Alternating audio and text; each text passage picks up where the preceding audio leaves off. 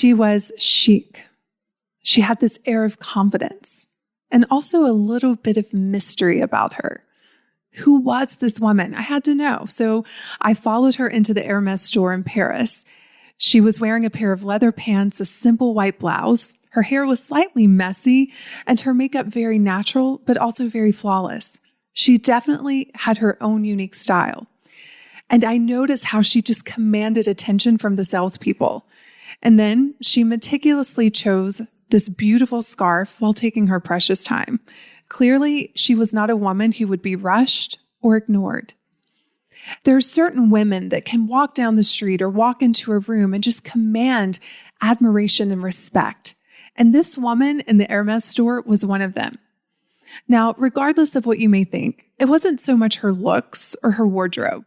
Sure, she had a presence about her, and what she was wearing was definitely stylish, but there was something deeper and much more alluring going on. You see, everything is about energy, and when you are aligned, people notice. When you are vibrating at a certain level, we feel it. And guess what creates our energy? Our thoughts.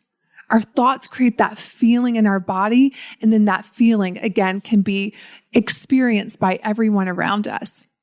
Now, the French call this that je ne sais quoi, that I don't know what, but it's something. But I think I do know what it is. And I like to refer to this as a woman who is self-possessed. Bonjour, and welcome to the French Kiss Life podcast, where personal development meets style. I'm Tanya Lee, certified master life coach and the hostess of this party, where we explore how to live artfully and well. Each week, I'll be sharing inspiring stories, practical tips, and timeless wisdom on how to elevate the quality of your everyday and celebrate along the way. Let's dive into today's episode. Hello, my friends, my loves, my people. A friend told me the other day, she said, Tanya, I imagine that your giggle either really annoys people or they love it. And I said to her, I choose to believe that they love it. And if they don't, they'll just exit my world.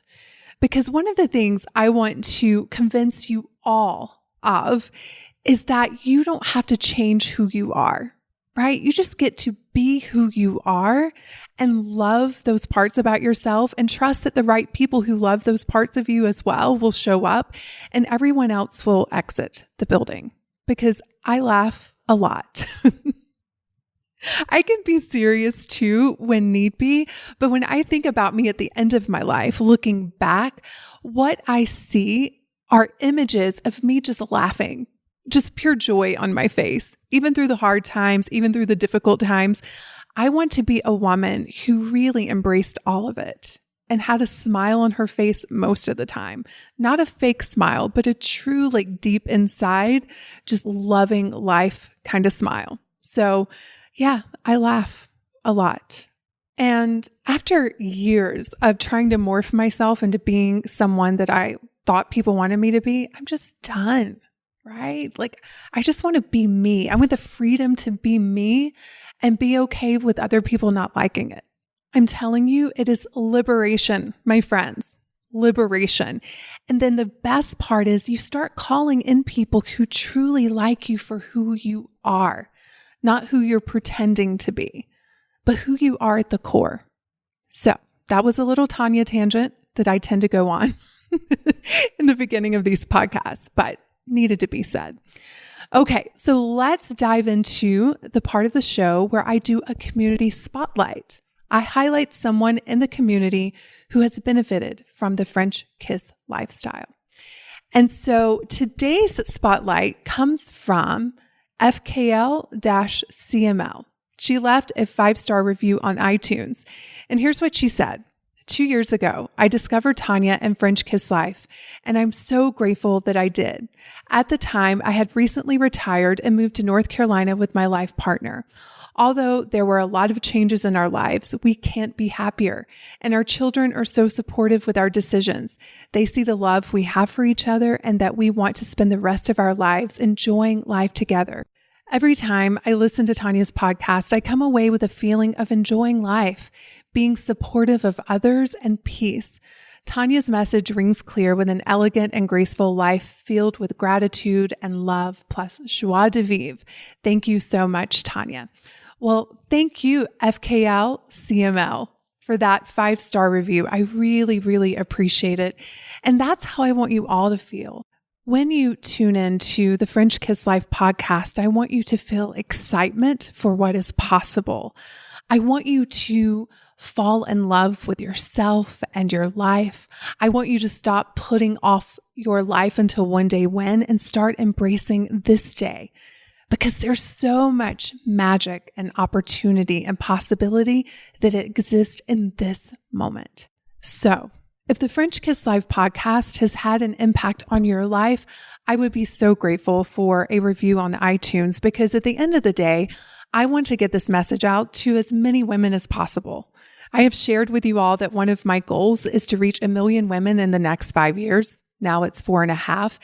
And having things like more reviews on iTunes makes that possible. So thank you in advance for that. And when you leave me a review on iTunes, you may be featured on an upcoming community spotlight.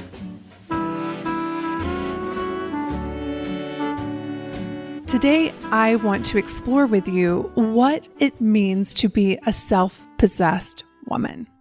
It's really interesting. I just noticed when I said those two words, what happened in my body. Suddenly, I'm sitting a little bit taller. I feel more grounded in myself. I feel this sense of boldness and confidence just by saying the two words self-possessed. Try it without even knowing the definition. What does it feel like when you think about being a self-possessed woman? Now, in preparing for this episode, I actually looked up the definition, and here's what the dictionary has to say.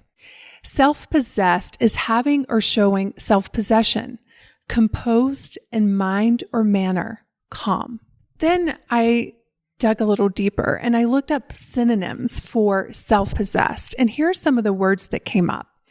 Calm, collected, composed, cool-headed, equal, confident, peaceful, self-composed, serene, undisturbed, unperturbed, unruffled, unshaken, untroubled, unworried, poised. And then I couldn't help but to notice the two words that are the antonyms of self-possessed. And those two words are nervous and unsure. So in preparing for this episode, I really started to think about my definition of what it means to be self-possessed, because I feel like the end result of being self-possessed are all of those words that I just said: to be calm, to be confident, to be unworried or untroubled, and to have that tranquility. But when I think about being self-possessed, I think about the word possessed. When you possess something, you own it. So to me, being a self-possessed woman means to own yourself. And so I want to talk about some areas of your life that when you begin to truly own unapologetically, it does lead to that outcome of being calm and having that sense of certainty and that confidence and that untroubled version of yourself. So the first area of ownership that I want to talk about is owning your past. More specifically, owning your story of the past. This is one that I can speak to with a lot of experience because I, like a lot of women, I had a lot of shame around my past. I was very ashamed of how I grew up. I grew up in a trailer. I was very ashamed of my weight issues and having been bulimic at one point. I was ashamed of being divorced. And so what happened is that I was always like hiding parts of myself. I would go out into public and I just couldn't stand in the fullness of my story because my story was so negative. It was so disempowering. Now, what I teach my clients is like, you cannot change the facts of your past, right? It is true that I grew up in a trailer. It is true that I have been divorced. It is true that at one point I weighed over 200 pounds. It is true that I was bulimic at one point. All of those are facts. But what I do have control over is my story around the facts, my fiction around my facts. And I was telling a terrible story that made me want to hide. But I'll never forget, there was a moment where it really shifted for me. I was at this event with very, very successful people. And I sat down with this small group and I was just sharing with them like where I came from and what my upbringing was like. And they were like, that's so cool. Like, I've never met anyone that was raised like that in the religion that you were raised in. And the way they saw my story was through an empowering lens, where I had been telling the story through a very disempowering lens. And I had this moment of realization, all of those trials, all of those challenges, all of those things that I had so much shame around had actually shaped me into the woman I am today. And I started to change my story around it. And I started to own my story around my past, which helped me become more self-possessed. And so I want you to think about your past and what the story is that you have around it, realizing you can't change the facts, but you can absolutely change your story. And I want you to own that story, take 100% responsibility for it, and tell your story in a way that empowers you, that excites you, and that sets you up for an incredible future. And I will tell you that when I started doing this, it changed everything. And I realized the beauty of my upbringing. I realized all of the lessons I had learned that had shaped me and made me who I am today. And I realized that life is so much more fun when you're not hiding from your past. You can't change, again, what happened in the past, but when you start telling yourself a different story around it, you start to own your past instead of it owning you. The next area of ownership that I want you to look at is owning your emotional life. What this looks like is taking 100% responsibility for what you feel all of the time. That means no blaming your husband or your children or your boss or where you live or anything for how you feel. Now, at first, this is uncomfortable. It's so much easier to be like, you made me feel angry. You upset me. You hurt me. But when you do that, you give all of your power away. Like if the world is making you feel all of these emotions, then you have no power over it. But the moment you take 100% responsibility for how you feel, then that's when everything changes. And I get to practice this one a lot. In fact, just a few days ago, Glenn did something and I was so angry and I wanted to blame him. That was my first instinct. But because I know he is never the source of my anger, it is always my own thinking about whatever he does, I took back responsibility. Now, that does not mean I didn't feel the anger, because I did, and I wanted to feel it. But I also looked into my own mind as to why I was feeling angry. And then when I was ready to change it, I did. So taking 100% responsibility for your emotional life does not mean that you don't feel anger or sadness or hurt or worry, but it's about you owning that. You realizing that you are the creator of your emotions all of the time. And then when you decide you're tired of it and you want to feel something else, you can, because you own it. You can't change something that you don't own.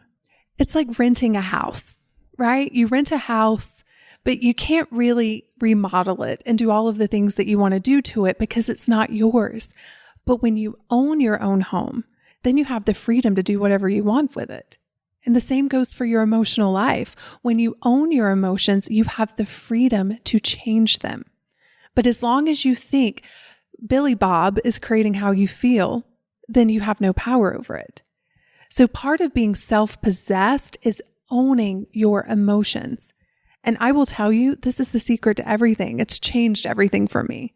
I'm happier. I'm more at peace because I know I get to create that for myself no matter what is happening outside of me. The next area of ownership that I want you to think about is your self-opinion. Owning your self-opinion. Now, I talk about this in episode 111. It's titled, Is Your Self-Opinion Holding You Back? And this is something I talk about a lot with my clients, but you get to create your self-opinion. Really think about that. You get to decide how you want to think about yourself. You get to design that on purpose, and your self-opinion is creating everything in your life. If you think that you are lazy, you will create evidence for laziness. If you think that you are shy, you will create evidence that you are shy. If you think you're not good enough, you will create evidence that you're not. But equally, when you own your self-opinion and you know that you're the creator of it, you can begin to create self-opinions to drive new actions, new behaviors, new habits. Now, a lot of people's self-opinion is based on what they think other people's opinion of them are, or is based on evidence of the past, right? So an example of that will be some women will tell me, well, I never follow through. And they have a lot of evidence from their past that they don't follow through. But I tell them, do you want to continue having that self-opinion, or do you want to create a self-opinion of you being a woman that does follow through? And then go out there and create new evidence for that, because you can do that as well. Like, I am very mindful of my self-opinion and I want to create it on purpose. So when I think of me, I like the opinion that I'm confident, that I can do hard things, that I am capable, that I'm smart, that I am kind, that I am abundant, that I am creative. Like, these are self-opinions that I have created in my mind that then I go out there and create more evidence for. And to me, that's part of being self-possessed, you deciding on purpose what you want your self-opinion to be, and then you go out there and you live it. So what is your self-opinion? Is it something that you have created on purpose, or are you living by the opinions of other people about you? You get to decide. I think this is like the best news ever, right? Like, you get to decide what you think of yourself. I want your decision to be one that's empowering, that's going to drive the actions that you want to take in the world. So part of being self-possessed is owning your own self-opinion. Okay, next area of ownership is your desires. Own your desires and own them unapologetically, my friends. Now, I know that some of you struggle with this one. I have struggled with this one as well. And it creates what I call split energy. So split energy is when, like, secretly deep down you want something, but you're afraid to admit it. Maybe you want that rockin' body, but you're afraid that you'll be seen as too vain for admitting that. Maybe you want the millions of dollars, but what will people think if you're someone that wants money? Maybe you want to travel the world, but you're thinking, I don't deserve that. Maybe you want a closet full of beautiful clothes, but you're thinking, what will my neighbor Sally think if she sees me sporting that new handbag? You know who I'm talking to out there. And I've certainly been there as well. But again, that split energy, it's like the universe doesn't know what to do with it.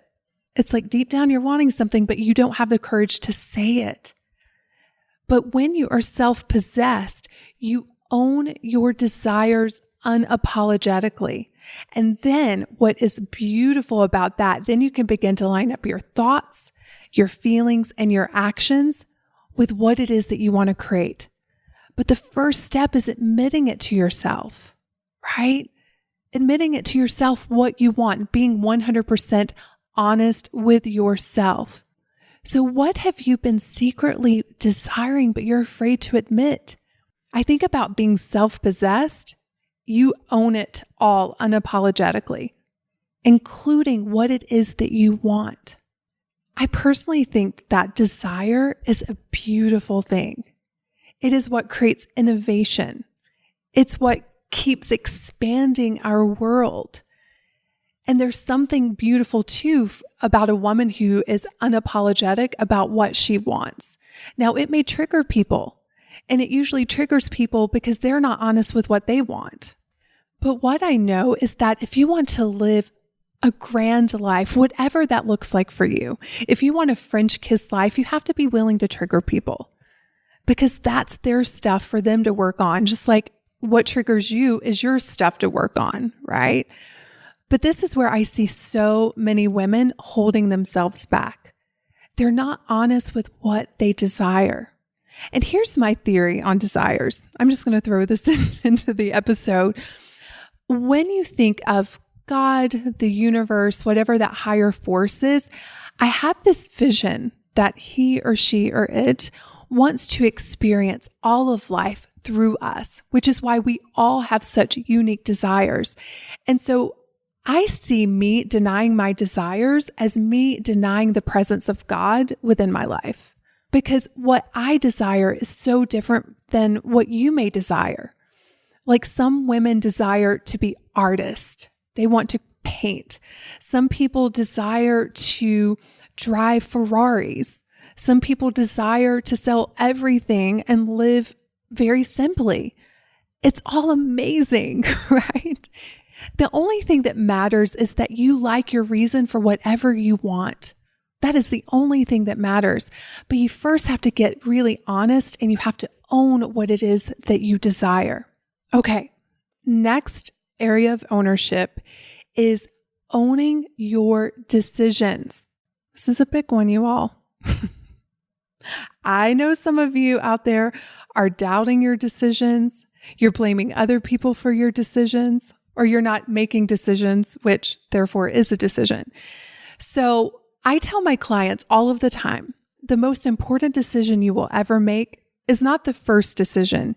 It is the decision after the decision, which is owning it and deciding how you're going to feel about it and taking 100% responsibility for your decisions.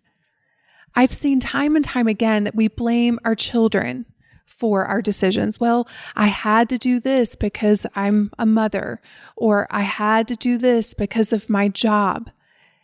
And that just makes you a victim of circumstance, and you all are not victims.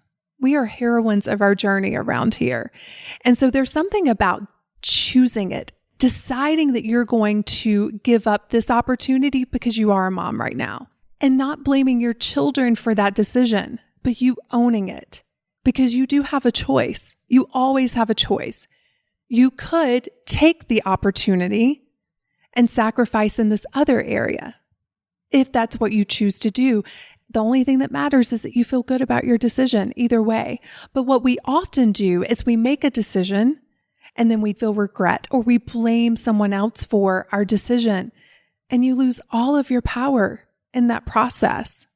An example that I have around this is about 3 years ago, I had some really big business initiatives.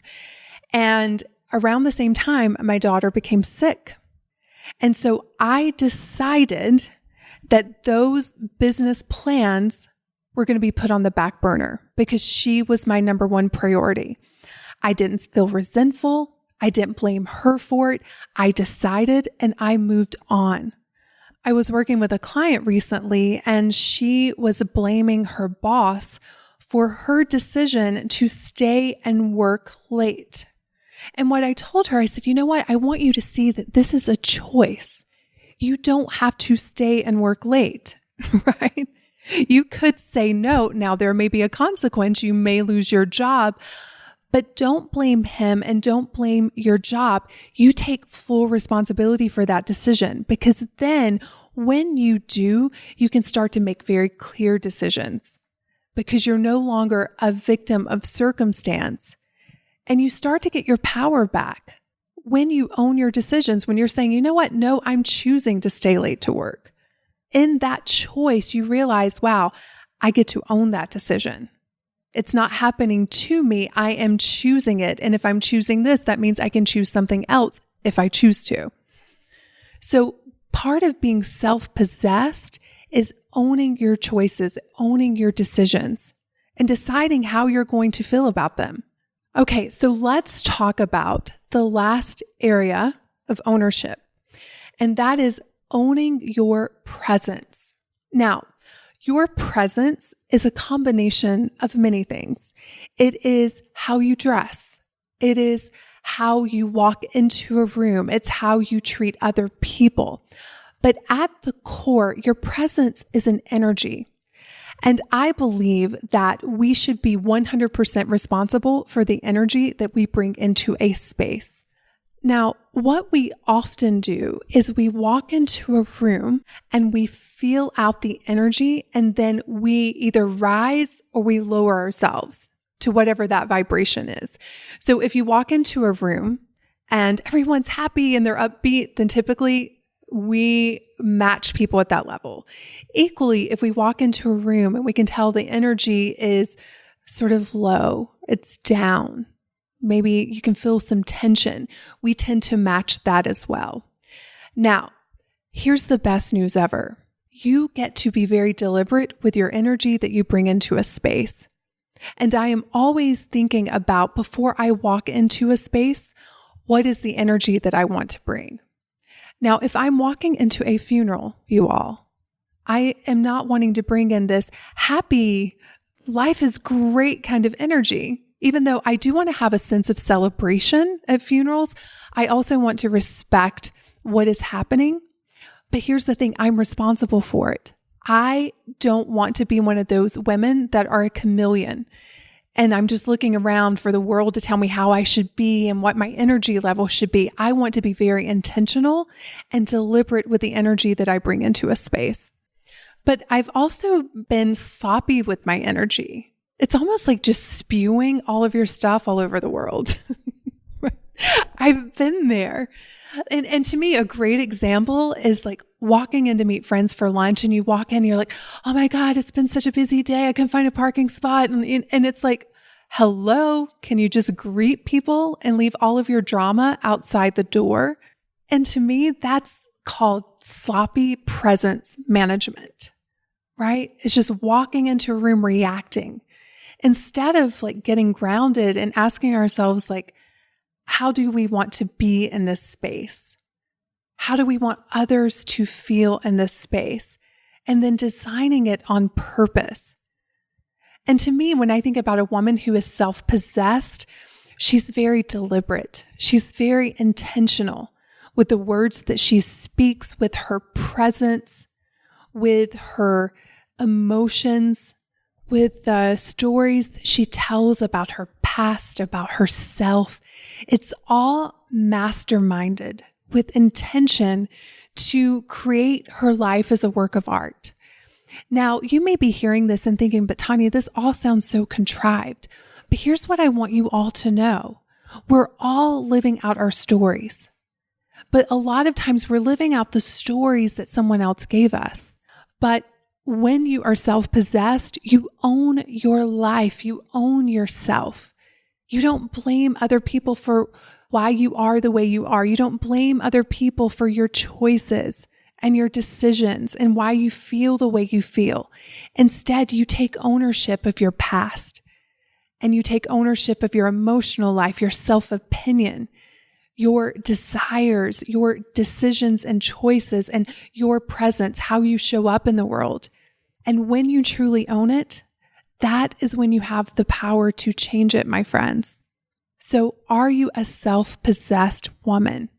And if not, don't judge yourself, because we've all been there, but just be curious about the areas of your life that you're not owning and commit to owning them so that you can then change them.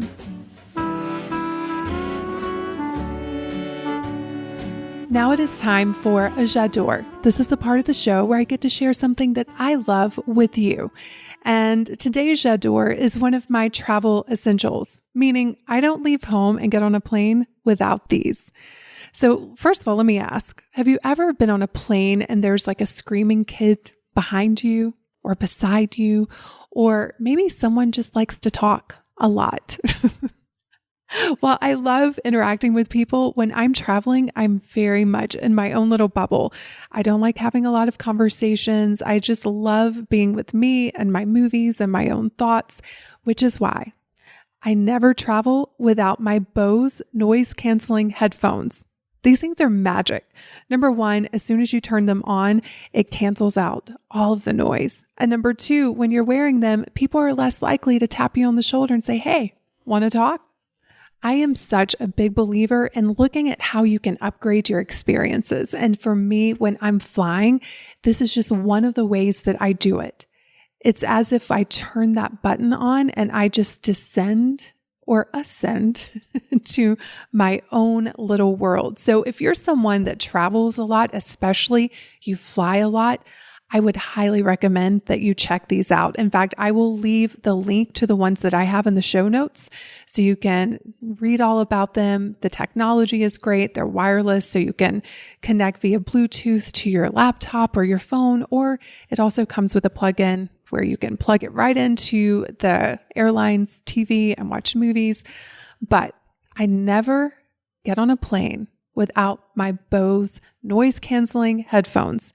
So that is my j'adore for today. Go check it out in the show notes. I hope you all have an amazing week, and I cannot wait to see you in the next episode. Cheers.